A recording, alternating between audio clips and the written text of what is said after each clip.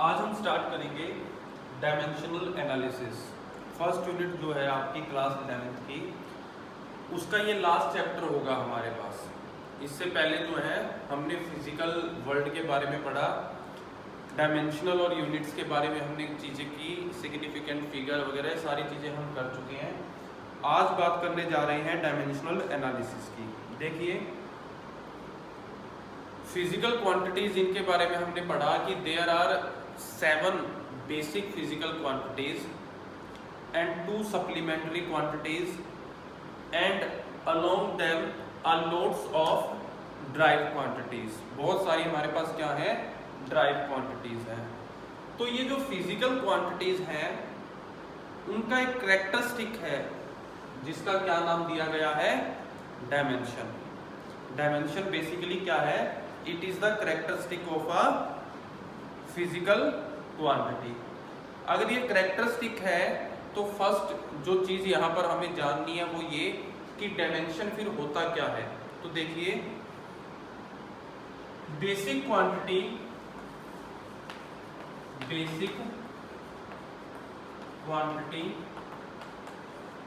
And its multiplier, उसके multiplier को हम क्या कहते हैं, डायमेंशन कहते हैं। Are dimensions of a physical quantity.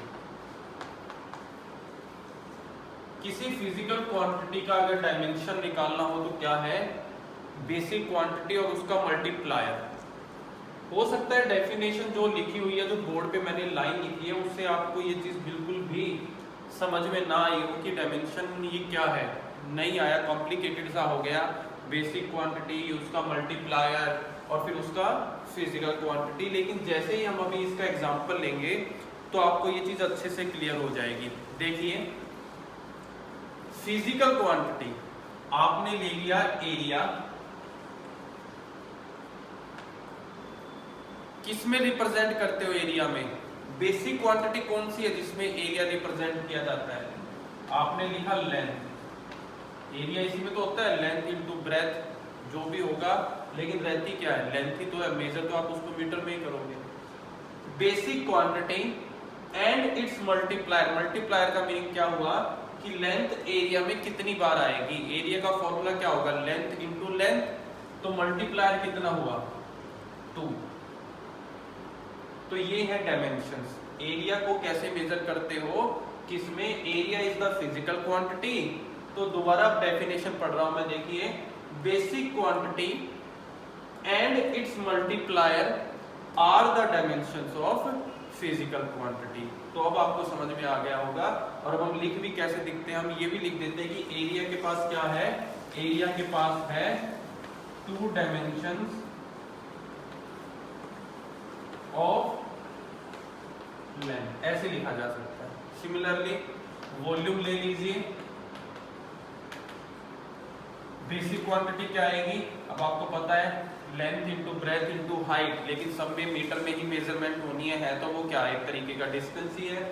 अब मल्टीप्लायर कितना वॉल्यूम के केस में, 3, क्योंकि फॉर्मूला L स्क्वायर नहीं L क्यूब होगा यहाँ पर। तो इसको क्या लिख सकते हैं, किसके इक्वल है, 3 डायमेंशंस ऑफ लेंथ, ऐसे लिखते हैं। और ले लीजिए, आपने ले लिया डेंसिटी, किसके इक्वल, मास बाय वॉल्यूम। मास तो बेसिक क्वांटिटी है, चलो ठीक है, लेकिन वॉल्यूम बेसिक क्वांटिटी नहीं है। वॉल्यूम को पहले किस में कन्वर्ट करोगे, बेसिक क्वांटिटी में। वॉल्यूम की बेसिक क्या है, लेंथ। तो क्या लिख सकते हैं इसको, मास बाय लेंथ का क्यूब। वॉल्यूम तो ऐसे ही लिखा जाएगा। तो अब हम लिख सकते हैं कि डेंसिटी के पास क्या है, 1 डायमेंशन ऑफ मास और साथ में एंड 3 डायमेंशन ऑफ लेंथ। वो 3 नीचे है, ऊपर है, माइनस क्या, वो चीज अलग है अभी हमारे पास। वो चीज हम डायमेंशन फॉर्मूला में करेंगे।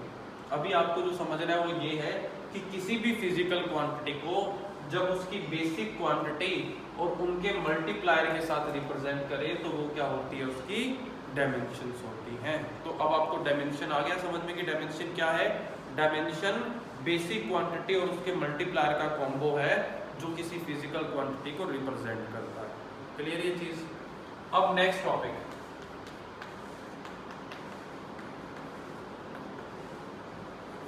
डायमेंशनल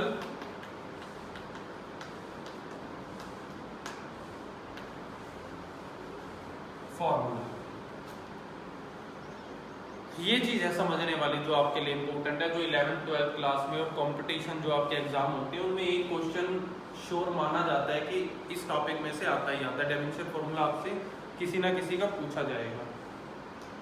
जब हम डायमेंशन को, ये जो डायमेंशन है आपकी, इनको इनके साइन यानी कि सिंबल और उनकी पावर यानी कि मल्टीप्लायर की फॉर्म में जब हम लिख देते हैं तो वो क्या बन जाता है, डायमेंशनल फॉर्मूला बन जाता है। तो हम लिख सकते हैं राइटिंग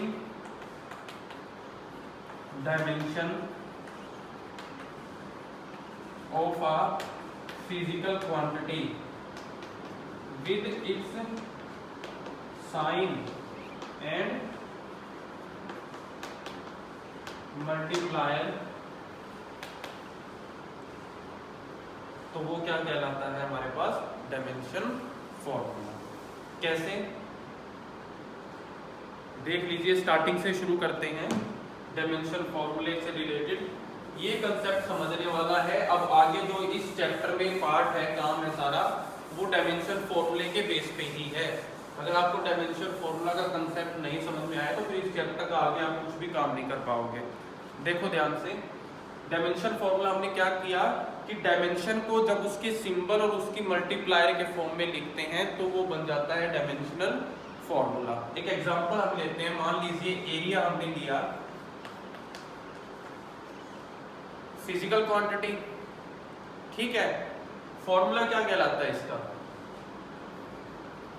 लेंथ इनटू लेंथ। ये है वो बेसिक क्वांटिटी जिससे ये बना है, लेकिन हमें डायमेंशन फॉर्मूले में इसको किस में लिखना है, सिंबल्स में। तो सिंबल्स में लेंथ इनटू लेंथ क्या हो जाएगा, ये है डायमेंशन फॉर्मूला। अब देखो डेफिनेशन दोबारा, राइटिंग द फिजिकल क्वांटिटी या writing the dimensions of physical quantity with their sign and multiplier. ये तो साइन है उस बेसिक क्वांटिटी का जिससे वो फिजिकल क्वांटिटी बनी है, और ये है उसका मल्टीप्लायर, ठीक है। तो अब ये चीज क्या कहलाई आपके पास, डायमेंशनल फॉर्मूला। और अगर यूनिट देखें तो आप यूनिट क्या लिखते हो, एरिया की मीटर स्क्वायर। दोबारा देख लो, area physical quantity, basic quantity जिस पे डिपेंड करता है लेंथ इनटू लेंथ, इसको आपने सिंबल में लिखा और मल्टीप्लायर में पावर आ गई, क्यूब होता तो इनटू लेंथ में 3 आ जाता। ये डायमेंशन फॉर्मूला होगा जो डायमेंशंस को शो कर रहा है, और ये इसकी यूनिट हो गई। यानी कि टेबल बन सकती है हमारे पास जिसमें 4 चीजें आएंगी। कैसे, यहां तो आ गई फिजिकल क्वांटिटी, ये आ गया उसका फॉर्मूला, ये है आपके पास डायमेंशनल फॉर्मूला, और ये है उसकी यूनिट। तो एक तरीके से आपके पास टेबल बन जाएगी, ये उनकी हेडिंग्स होंगी।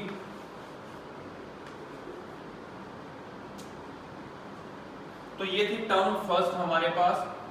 अब और एग्जांपल्स करके देख लेते हैं, इजी रहेगा आपके लिए। फिर आपने लिया वॉल्यूम,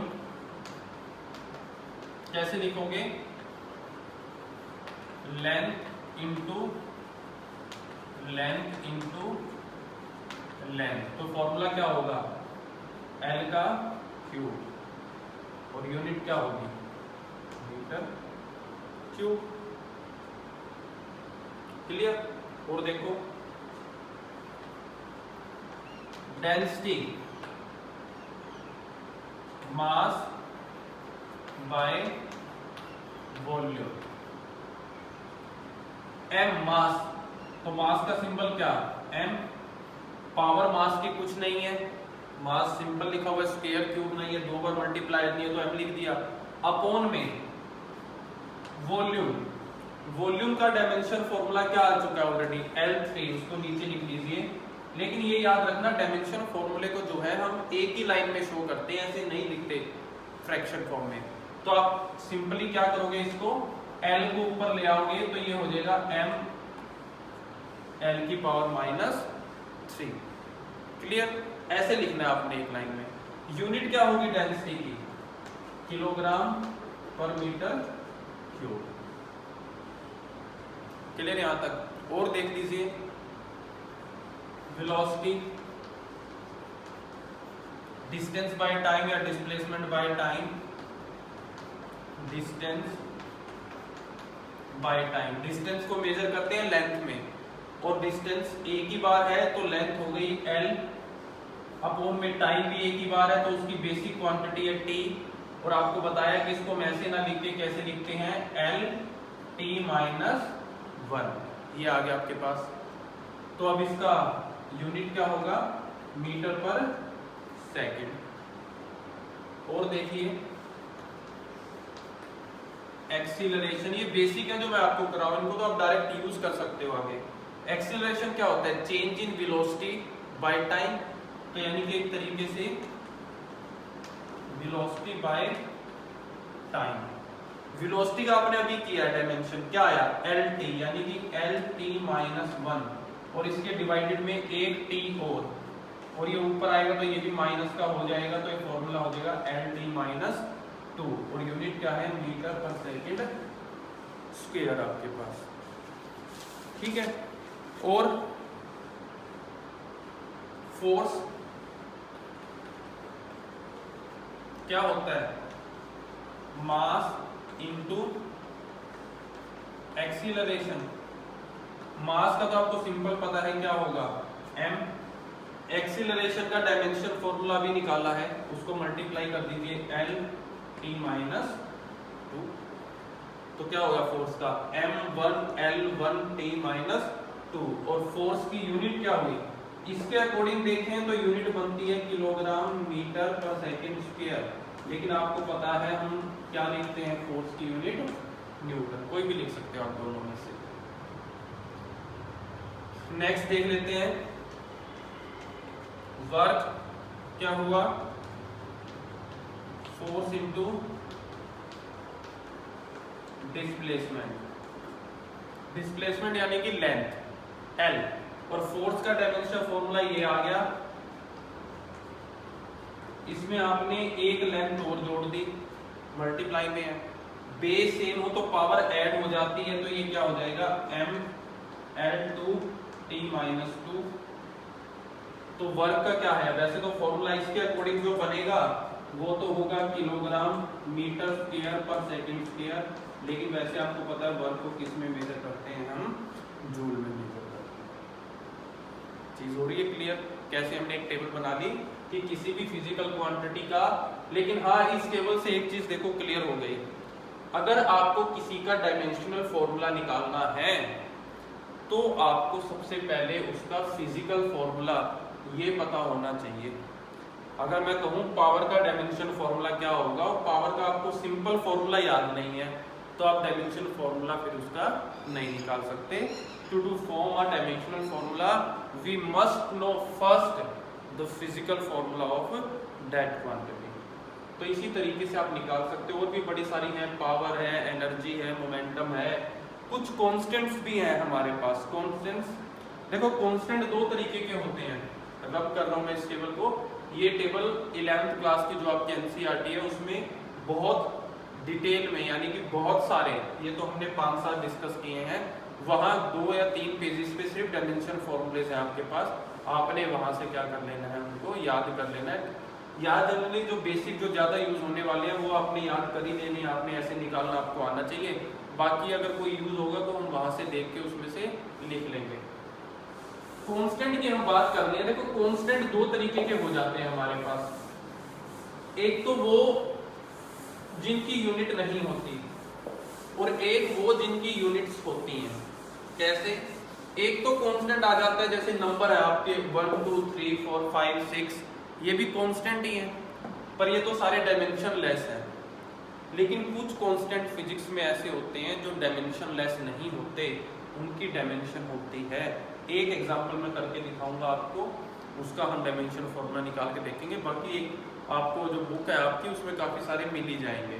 देखिए, एक फॉर्मूला आपने 9th क्लास में दिया होगा ग्रेविटेशन लॉ में, कि फोर्स ऑफ ग्रेविटी या gravitation proportional to product of masses and inversely proportional to square of distance between them.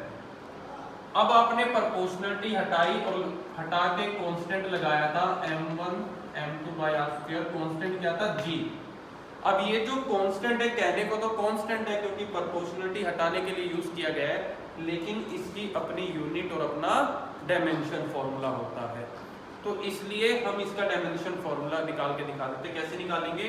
g को एक तरफ कर लीजिए, r इधर आ जाएगा, f r स्क्वायर अपॉन में आ जाएगा m1 m2। फोर्स का डायमेंशन फॉर्मूला आपने अभी किया है, क्या था? m1 l1 t minus 2। एक चीज हमेशा याद रखें, इन डायमेंशन फॉर्मूलों को हमेशा बड़ी ब्रैकेट, क्लोज ब्रैकेट में बंद किया जाता है ऐसे।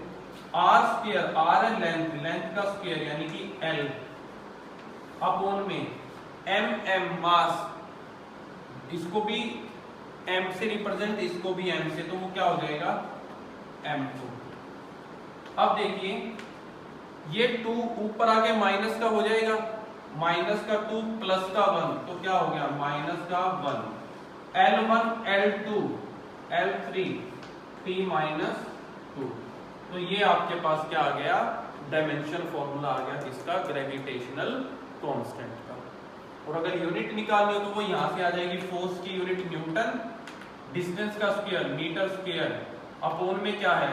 2 बार मास यानी कि किलोग्राम का स्क्वायर, तो क्या लिख सकते हैं? न्यूटन मीटर स्क्वायर पर किलोग्राम स्क्वायर। ये इसकी यूनिट आ जाएगी हमारे पास।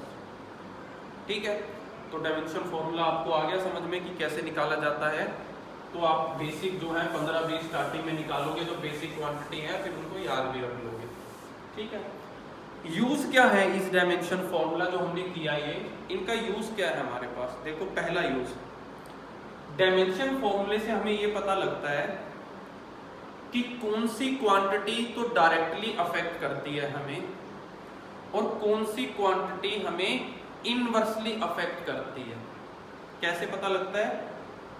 ये पता लगेगा गिवन पावर से, माइनस प्लस पावर जो है। जैसे मैंने फोर्स का लिखा dimension formula m1 l1 t minus 2, जिनकी पावर प्लस में है वो फोर्स को डायरेक्टली अफेक्ट करेंगे, जिनकी पावर माइनस में है वो फोर्स को इनवर्सली इफेक्ट करेंगे। तो आप एक डायमेंशन फॉर्मूले से भी ये इंफॉर्मेशन निकाल सकते हो कि इस डायमेंशन फॉर्मूले में कौन कौन सी क्वांटिटी उस फिजिकल क्वांटिटी को डायरेक्टली अफेक्ट करती है और कौन सी inversely, by just notice the positive and negative sign of their powers.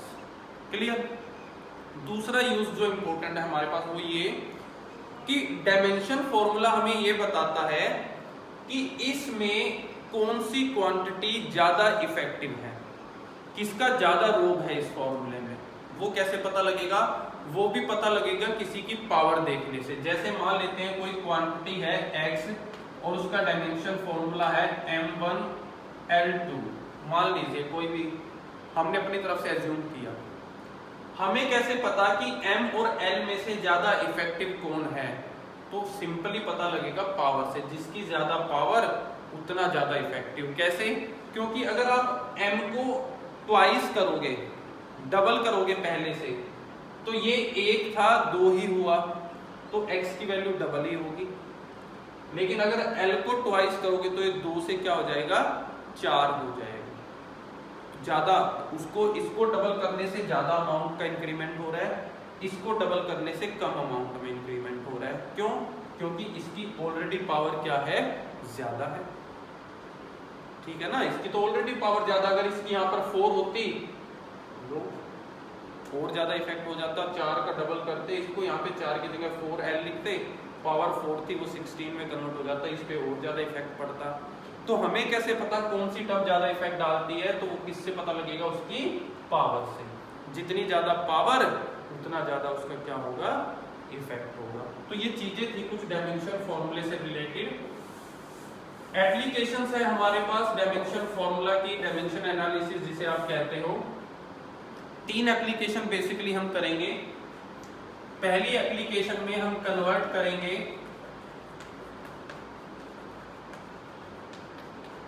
एक सिस्टम ऑफ यूनिट को दूसरे सिस्टम में। जैसे आपने कोई चीज किलोग्राम, मीटर और सेकंड में मेजर कर रखी है, अगर उसी चीज को हम सेंटीमीटर, ग्राम और सेकंड में मेजर करें तो क्या आएगा, उसको बोलते हैं कन्वर्ट द यूनिट्स। ये हम डायमेंशन एनालिसिस के बेस पे करेंगे, पहली एप्लीकेशन होगी। दूसरी एप्लीकेशन में हम देखेंगे, चेक करेंगे to check the correctness of a formula of physical quantity.